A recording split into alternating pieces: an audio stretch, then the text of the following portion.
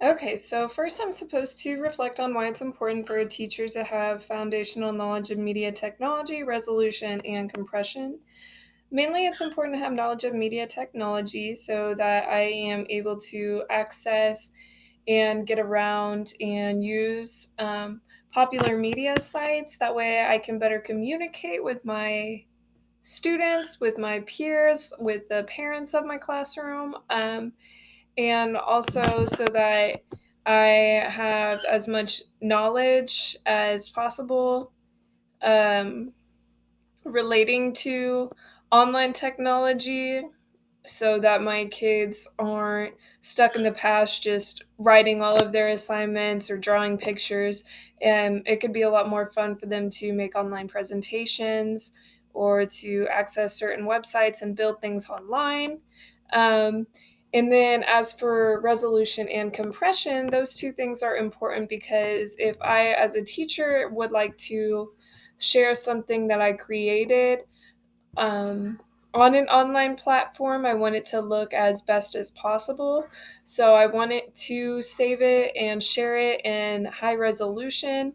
And I also, as for compression, compression doesn't mean too much. If I'm shrinking an image, it should stay at a high resolution, just like reverse compression. I guess enlarging an image is what I need to be more careful of. Is I don't want my photos to have a blurred effect. I don't want the pixels to enlarge too much.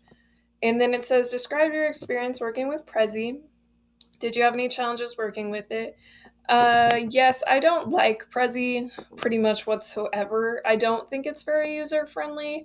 I think that it lags a lot, and I think that it lacks instruction. I think that it has potential to be a really cool website, but I think there needs to be more hacks. Um, per se, I think that it should be easier to navigate, and um, I definitely prefer PowerPoint. If I were ever to be giving a lecture and had information that I wanted the class to be able to take note of, I would um, I would put that into a PowerPoint presentation so that they could view it. I think that it's a lot easier to click through. It's very easy to type on. It's less time consuming. It's simple, and I think that a Prezi can be a little bit distracting. It's like you spend so much time watching all of these movements. I think that you tend to not retain as much information as you would from just like a plain PowerPoint. But that's not the same for everyone. Some people like hyperactive learning like that.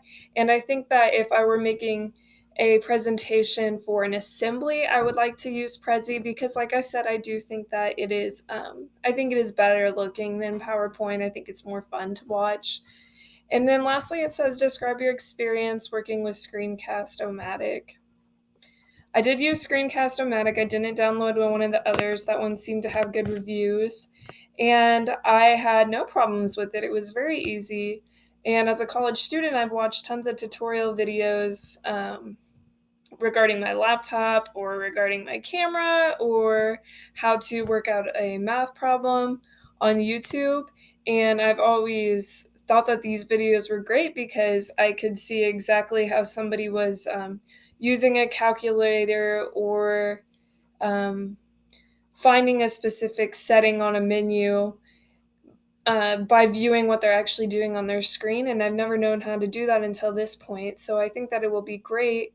And I know that I will use this because the little demonstration I made for this specific assignment could be used in class. It was great, and it was I think that students would be able to listen to it. It wouldn't be much different from me actually teaching. I could play that demonstration for them while I'm working on something else, so I could essentially be in two places at once. Furthermore, I think that it would be great for homework assignments if I had an online platform.